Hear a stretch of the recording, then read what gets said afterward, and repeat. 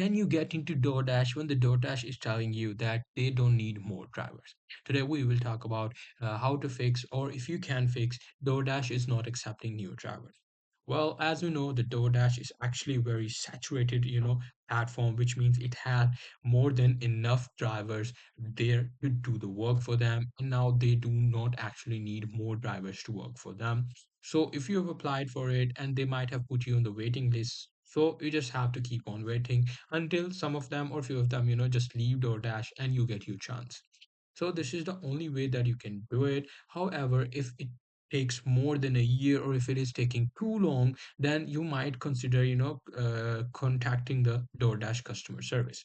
So for that, just go to Google, search for DoorDash, and then simply customer support. And there you go. This is their phone number. Just call them and talk to them that I've applied it. It's been 6 or 8 months. If there is, still a lot of people in the queue, or just talk to them, try to talk them out. They might be able to get you into the business. So this is how things work. So you just have to try that, and there is a possibility that you won't get it just because there are enough customers in the queue, and there are a lot of people wants to work before you have applied. So it's their turn to work rather than yours. So this is what you guys can do.